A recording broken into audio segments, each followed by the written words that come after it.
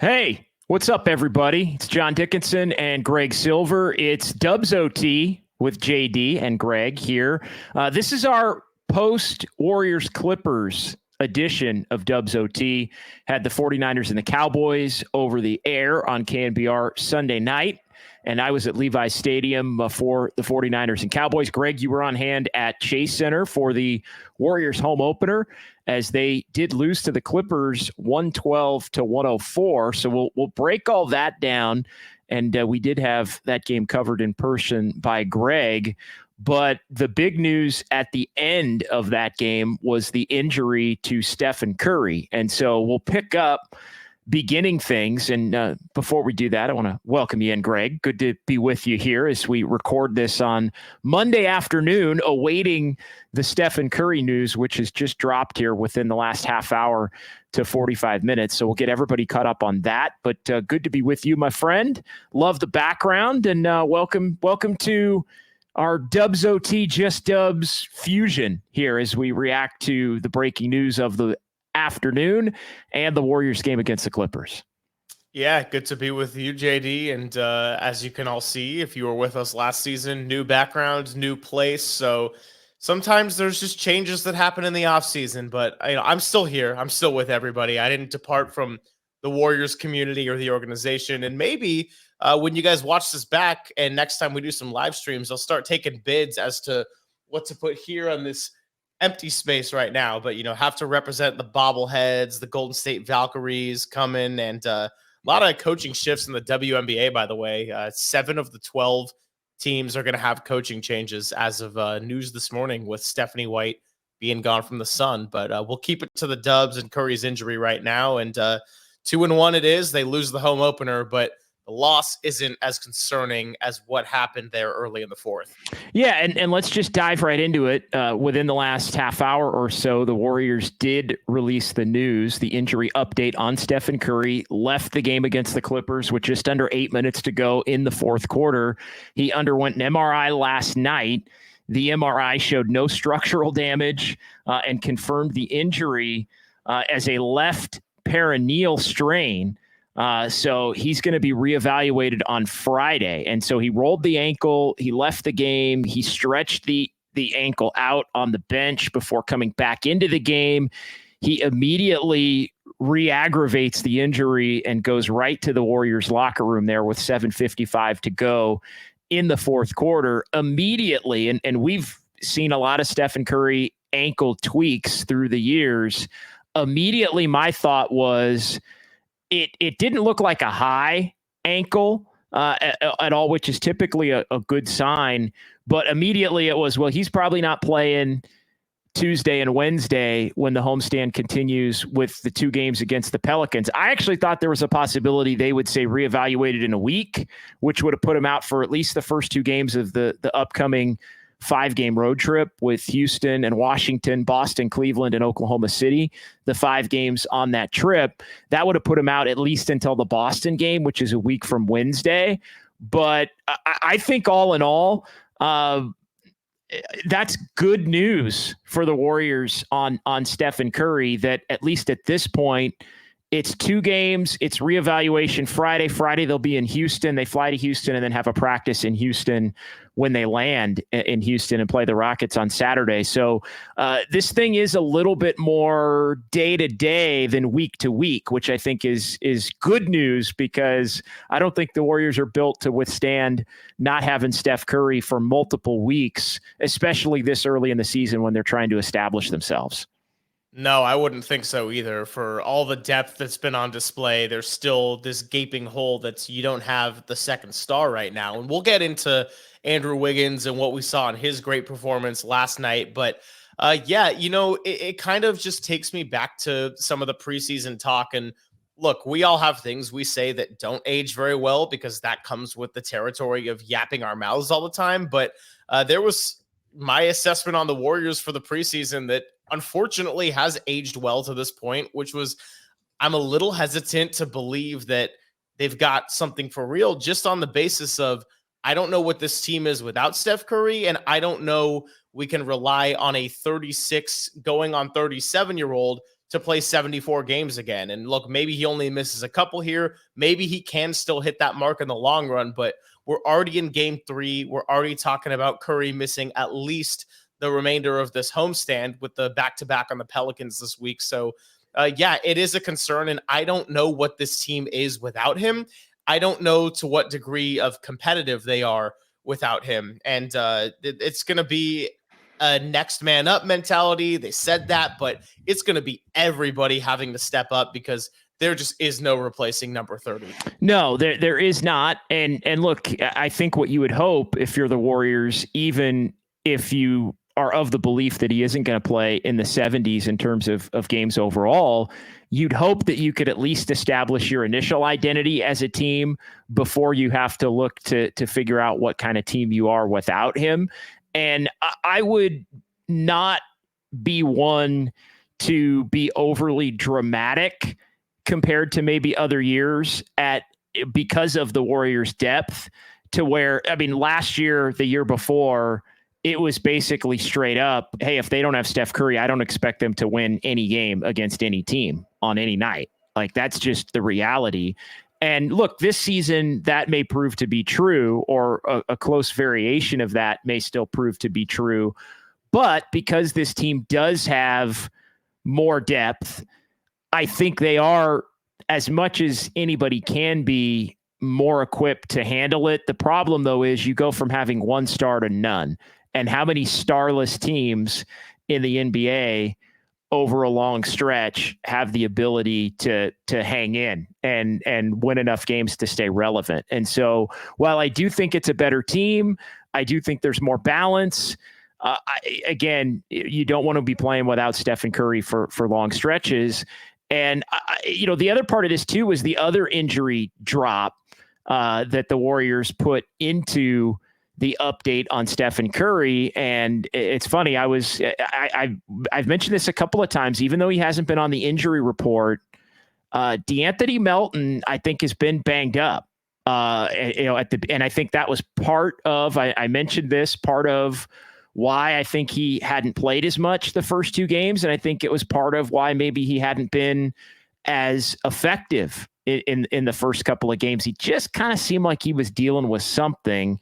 And you look now at the news, he left last night's game with a back issue. And so he underwent an MRI on his back post-game last night, strained lower back. So he's going to miss the next 2 games. So if you're looking at Steph Curry being out for the next 2 games, DeAnthony Melton and Brandon Podziemski are the 2 players on the Warriors roster who would be the guys who would be stepping in for Stephen Curry. So now you don't have basically 2 of your 3 point guards on the roster. And Melton and Podziemski are more combo guards, but one of those 2 is going to be running point as the backup. And now you don't have one of us. So you basically have one combo guard to act as your point guard. And so as we start to look at what do the Warriors do moving forward, I put this out on social media. I think the Warriors have to make multiple starting lineup changes. And I know I saw Steve Kerr at Warriors practice this afternoon. He had told reporters he has no idea who he's going to start against the Pelicans Tuesday. I think he's got to start Brandon Podziemski as the only combo point guard that they have on the roster. And with Stephen Curry out, you need to also add shooting. So yep. I think you cannot get away with the you can't plug Podziemski in for Steph and then do the Wiggins at the 2, Kuminga at the 3, Draymond at the 4, Trace Jackson Davis at the 5 experiment. You can barely do it with Steph Curry, the greatest shooter of all time. You cannot do it without Steph Curry, the greatest shooter of all time. So I think you almost have to make 2 moves. And I think the simplest way to do it would be Pods is in for Curry. And because you need shooting, you just throw Buddy Hield into the starting lineup as well. And I would throw him in the starting lineup for Trace Jackson Davis. I would, because you also, with Curry out, need more just overall scoring, which means you can't be messing around with Jonathan Kuminga at the 3, where he is ineffective and continues for the most part to be ineffective playing that spot. So I would put Podziemski at the 1, Buddy Hield at the 2, slide Wiggins to the 3, slide Kuminga at the 4, where he scores much more efficiently, and you now need that, and just play Draymond Green at center, and then slip Trace Jackson-Davis to the bench. He's one of your first subs in. You can still go big. You can still, get the combinations of Draymond and TJD on the court together, but this team has to make up for Steph, and I think that means you have to make 2 moves offensively to be able to offset some of what you lose with one of the greats of all time. I also think Gary Payton II has an opportunity to play more minutes, and I know that's a little bit weird to say because he's always kind of been a give you a burst in 15 minutes a night kind of guy, but you're talking about Trace Jackson-Davis being one of the first subs off the bench. GP2 has been one of the first subs off the bench, and without DeAnthony Melton, there goes a little bit of that perimeter defending and kind of intensity out there. So hopefully GP2 can stay healthy. I certainly don't think you want to overuse him by any means at this point in the season, but I do think he's going to be quick off the bench and might have to play extended stints or an extra stint to what he usually does. Yeah, no, I think I do think they want to try to limit his minutes some. Well, I know we've talked a lot about that in the past, but he's been incredibly impactful, and it's been it's the first 2 games in particular. He's been really impactful in Portland and in Salt Lake City, maybe less so in the game last night. But I think part of keeping him healthy is keeping him in the 15 to 20 minute mark. And I think that's where having a Moses Moody around helps. I think that's where having a DeAnthony Melton, although you're not going to have him for the next couple of games, helps. I also think from a ball handling standpoint, the Warriors are in a unique position because they do have Draymond Green, who can act as a backup point guard or as a primary point guard, even at times in the starting lineup, if you put Podziemski in there in Stephen Curry's spot, because that's the other question. If you're losing 2 of your point guards, then who's the backup point guard if Podziemski slides in? So I think Draymond could be, and I think Kyle Anderson is someone who will also slide into a backup point forward kind of a role now with Curry and with DeAnthony Melton down here for at least the next couple of games. Again, their reevaluation point is going to be Friday in Houston when the Warriors practice in Houston and take on the Rockets Saturday. Also think this opens up an opportunity for Lindy Waters to maybe get some run.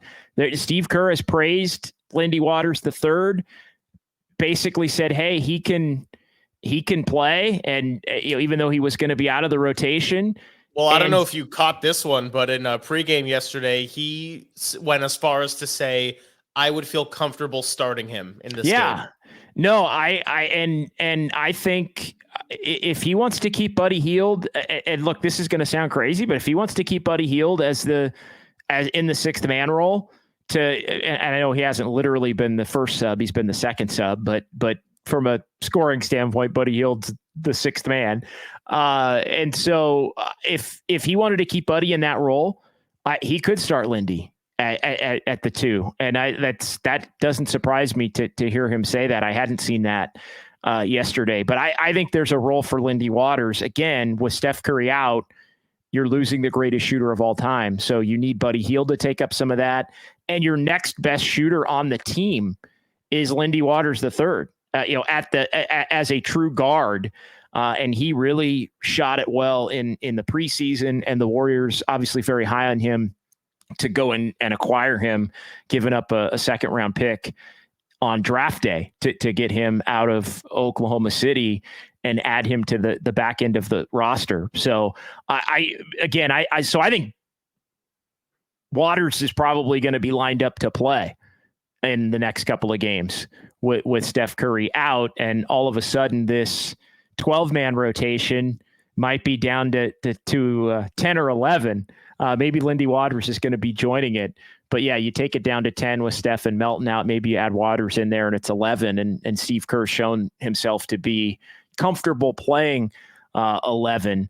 So that's kind of how I would roll. Is there maybe another combination? I would not use this as an opportunity to take Jonathan Kuminga out of the starting lineup.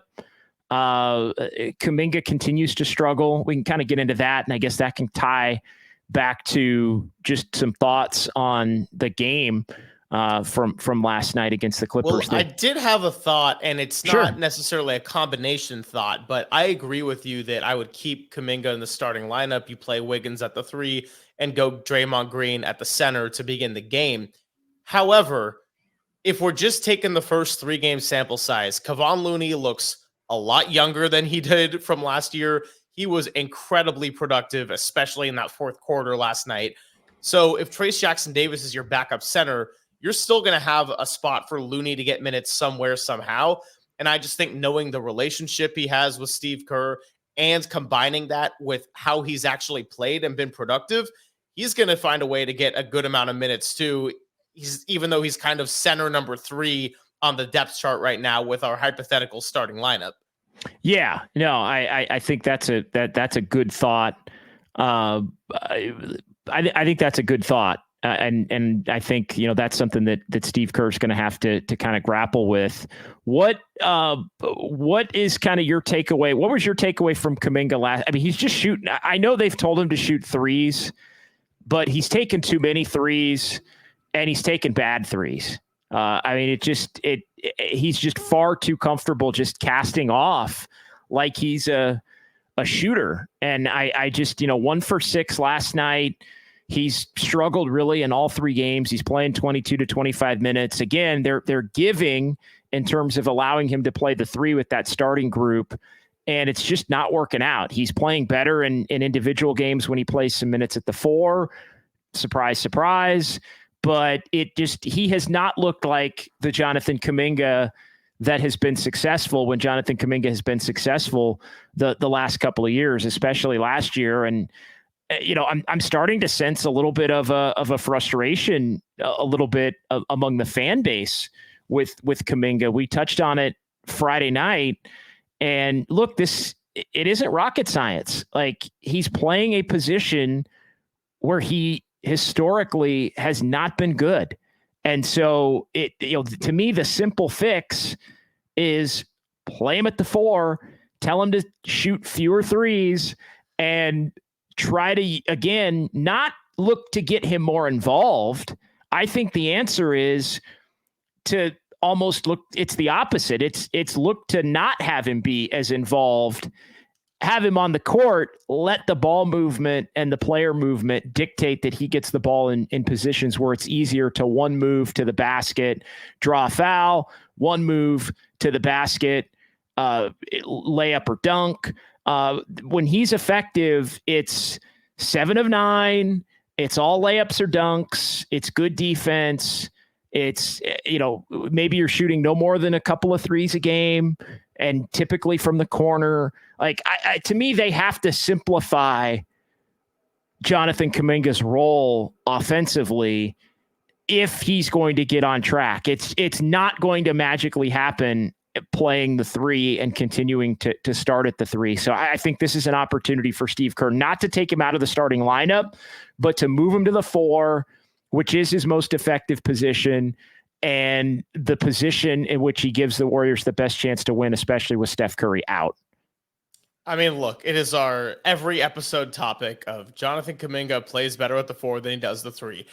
I don't think he's not a small forward ever in any role on the NBA, but what we keep getting at is he's not a 3 on this roster for sure. I'll start with the positives on Kuminga from last night, because I actually thought he played pretty well in that first 7 minutes, and the whole starting group that had come out terrible against inferior opponents actually was pretty effective against. It was their best Clippers first quarter. Defense. Yeah, it was their best first quarter of the 3. They went +1 in 7 minutes and 7 seconds. And, overall saw a lot of good things from different guys. The best part of Kuminga in that stint was he was crashing the glass offensively, and both of his offensive rebounds resulted in very positive plays. The first one was going in and ripping an offensive board, kicking it out to Wiggins for an open left wing 3. He nailed it. That kind of helped get Wiggins going in what was a great night for him. The second one was following, I think it was a Trace Jackson Davis miss. And if I'm not mistaken, his first miss of the season, going 11 for 11 in the first two games. And Kuminga rose up, timed it perfectly, slammed it in. That's what I was loving. The negatives were kind of most of the rest of the game. What we were seeing offensively just looked a little bit kind of indecisive with the ball. Wasn't necessarily the 0.5 basketball that the Warriors sometimes preach. Was shooting a good selection of threes. It didn't help that they weren't dropping, because already I know that those were the kind of shots that you or I don't necessarily go crazy for. A couple of them were open and good looks, but all around it was just a little clunkier offensively, even when he was at the four and shooting the threes. And so I agree that I wouldn't take him out of the starting lineup here, because they're going to need the scoring. But again, this isn't just to like reconvene so we can harp on Kuminga. I think the greater point is, hey, he was pretty effective for 2 straight months last year when the team was creating lineups that were playing to his strengths. So why not just play to his strengths when you don't have Steph Curry? Because he still has a lot to offer that can help a team without its star player right now. Well, they need him. They need him to score, and they need him to do it efficiently. And they now don't have time to continue to have him learn on the job how to be a three on a roster where he really is ill-equipped to be a three. I mean, it's just as simple as that. And so I'm fascinated to see what Steve Kerr ultimately does here. But again, for anybody that's concerned about Kuminga, there's one thing that's changed, and it's the fact that he's playing out of position. And we can look at that group as a whole, and you're right, it was a plus. It's been a plus in the third quarters of the first 2 games. It was a dreadful negative in the first quarters of the first 2 games. Again, about even, +1, as you mentioned last night in the first quarter. It wasn't as effective in the third quarter last night, but not dramatic either. But it's more. Yeah, they started on a 9-0 skid and then responded with 8 straight. Yeah, exactly. So basically even for the night, if my quick math is on that. But you need your starters to be better than even. I mean, that's just reality. You want your starters to be a group that really can help you push forward in games. So yeah, again, I'm not really down on Kuminga per se. It's just a matter of you got to put him in the right position to succeed, and the right position to succeed is not playing the three with this big lineup. And so even when that lineup overall is playing even, he's still not playing well, right? Like and I think that's where we can look at the numbers. And we can look at his individual numbers, and it's like, okay, yeah, plus minus, fine. Maybe you can ride it out, but his individual numbers, and if you just watch him play, like he's just not comfortable. He's not himself. It's not the things that you see him do when he's successful, because he's not getting the ball in the same positions on the court to be successful. Other just highlight thoughts there. We can wrap the Kuminga conversation, but it is, I think, tied to the Steph Curry, how do they play without him conversation. As far as the other big negative, before we get into what was the big positive last night, 2 things. One, the turnovers, which, I mean, 21 was just ugly and led to 21 points. And I saw where Steve Kerr basically, hey, it was 10 possessions that were just given away in a game that you wind up losing by 8. And so yeah, they were out of sync really all night long. It's the careless and unforced turnovers, which I think half of them really last night. Sometimes it's ball pressure, sometimes it's just being out of sync, some of it's just carelessness. I thought last night it was mostly just carelessness. I would agree with that. I think especially third quarter, I think they had 7 alone. And that was a pretty pivotal quarter because you went into the half, I think, trailing by 5. And then you had some nice spurts in the third quarter, but you end up losing that quarter by 2. Steph kind of rolls his ankle.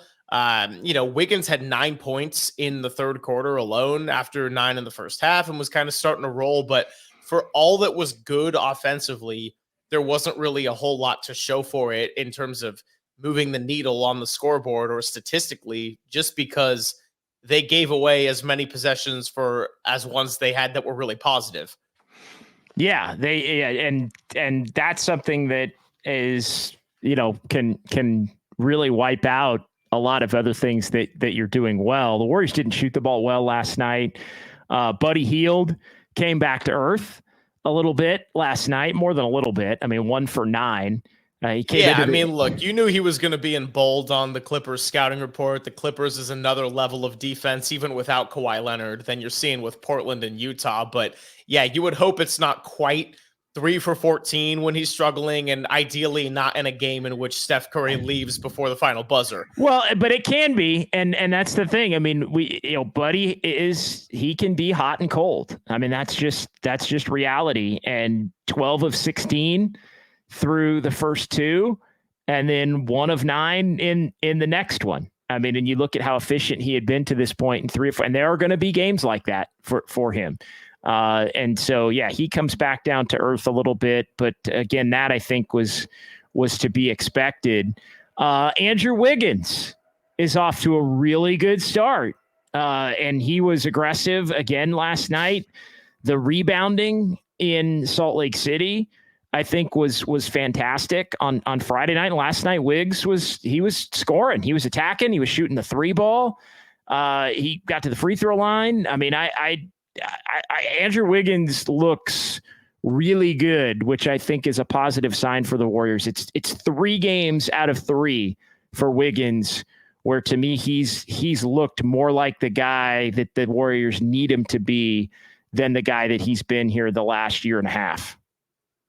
Oh, yeah, I would say that's by far the most positive through 3 games of what you've seen from the Warriors, is getting a version of Andrew Wiggins that has not been present for a long time. And I think that this also kind of calms the waters a little bit when you look at the offseason frustration, Wiggins being a piece a lot of people wanted to trade, understandably so, but kind of we were sort of in alignment of, hey, just trading Wiggins alone does not necessarily help your team. And I think it had to be the right move. That move did not happen according to whatever the front office saw in front of him. And to see him just do what he did last night, I mean, defensively, I thought he was pretty good on James Harden for the most part, but offensively, it's been so clunky at times with him the last couple of years when he gets the ball and he doesn't exactly know what decision he's going to go with it. And sometimes when he ends up pulling up for a jumper, it looks like he just sort of decided to in a moment. Everything kind of looked like premeditated last night for Wiggins and the way he was looking for his shot. Even before it, whether it went through the hoop or not, I just remember thinking, wow, this looks kind of in a flow that I haven't seen out of Wiggs in a while. And I don't know if when Steph went out, he was told, hey, you got the hot hand, keep going and scoring, or if the game just kind of naturally came to him. But look, 11-15 at 5 threes and 29 points. I mean, that was like way beyond anybody's expectations of what they would have seen from him the first part of the season. I asked Gary Payton II in the postgame if he had seen a change in Wiggins' demeanor at all and just kind of how he operated at practice. And GP2 always kind of funny and giving short answers, but he was just like, no, just Wiggins being Wiggins, Yeah, he's looked really good. And yeah, I think it was more the game flow last night but you got to be aggressive within the game flow. If you get the ball in position to go, you go, or you take the shot and you take the 3 confidently. And he's taken the 3 confidently. I think his defense for the most part has been there. I think he's been aggressive on the glass, which is important in a couple of these games. That the numbers didn't reflect it as much last night. But again, we talked about the game importance. So that is a big bright spot, I think, moving forward here, is that, and I think in the first 3 games overall, last night with the turnovers, and they didn't really have the secondary scorer. I mean, it was Curry and Wiggins, but Curry doesn't finish the game, so you really almost can't count Curry. You didn't have your first scorer. You had your secondary scorer, but you didn't have your number 1 scorer down the stretch in that game last night. But the first couple of games, the games they won, it was Buddy Hield. It was Andrew Wiggins last night. It might have to be a little bit by committee if the Warriors are going to be the best version of themselves. It especially is going to have to be that case without Steph here for the next couple of games. But so far so good on Andrew Wiggins. So far so good on Kevon Looney, who looks a lot more playable. You talked about his impact in the fourth quarter. I mean, Looney with 10 points and 11 boards in the game. That being said, the Warriors did get crushed in the paint last night, and they got crushed by Ivica Zubac, who had a 23, 18, and 6 game, and 6 offensive rebounds for Zubac among the 18. Points in the paint, 58-38 in favor of the Clippers.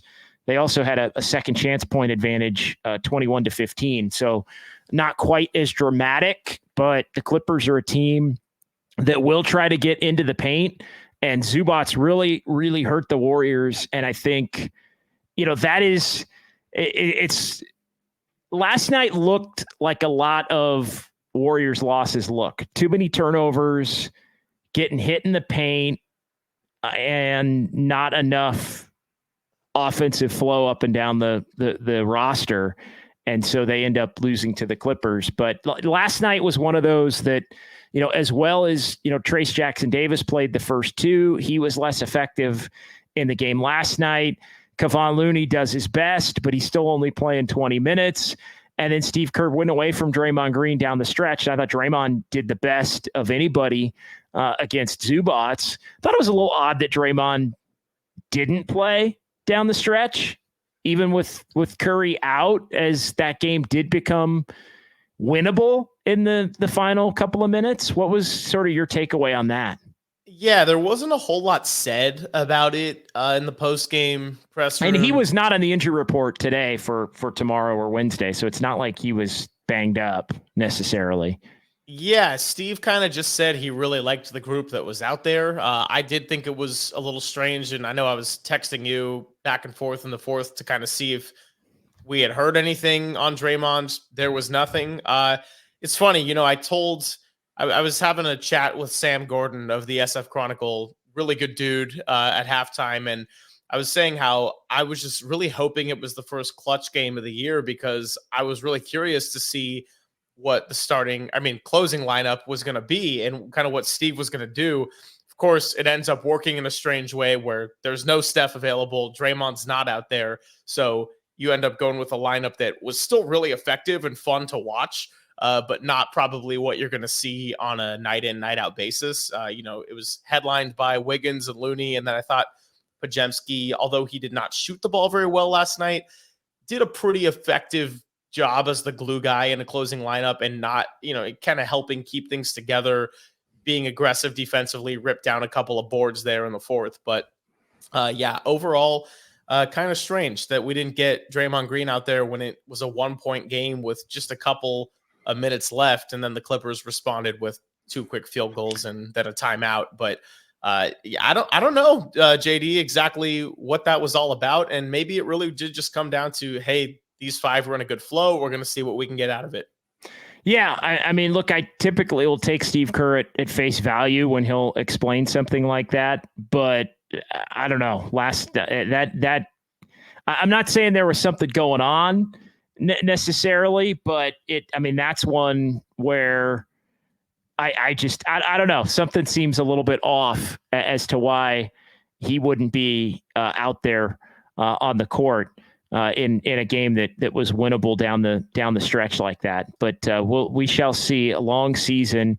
And just the other note that I had on the Warriors, beginning of this year, a lot like last year, in the sense that they lose the home opener. They go on the road. They win a couple. They played so well on the road at the end of the year. 17 of the last 21 they were victorious in on the road at the end of the year. They were 21-20 at Chase last year. And so for them to, that number's got to be, to me, that number's got to be pushing 30 in terms of home wins. I think 30 is a nice target. The old cliche, you want to win 30 and 20, right? 30 at home and 20 on the road. And, that gets you to 50, if you're a really, really good team. I don't know that the Warriors are necessarily a 50-win team, but they should be, I think, in the high 20s for sure at a minimum in terms of home victories, 27-28, at least winning 2 out of every 3 home games.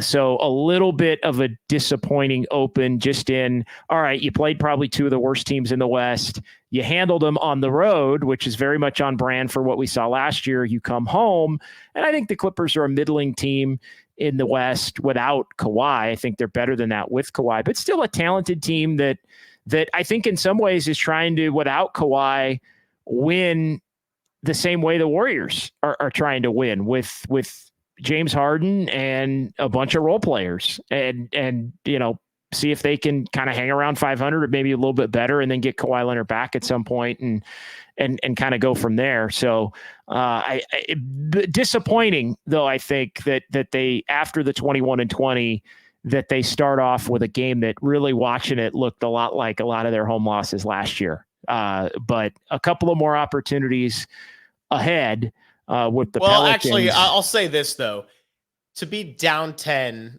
in the early stages of the fourth quarter and fight your way back without your best player is a very different scenario than being up 10 and trying to hold on to a lead and not holding on to it, or barely holding on to it, which was very much a case last year, especially at home. Yeah, I think that's fair, but I think also every team makes a run. Like I think every team makes a run usually down the stretch. And I don't know. I mean, I know it got to one in the closing minutes, but did you ever really feel like they were going to win without Steph? I don't know. When Wiggins hit a 3 to cut it to 1, I thought there was a chance. Like, they should have been out of that game in theory about 3 minutes before it all kind of crashed down on them.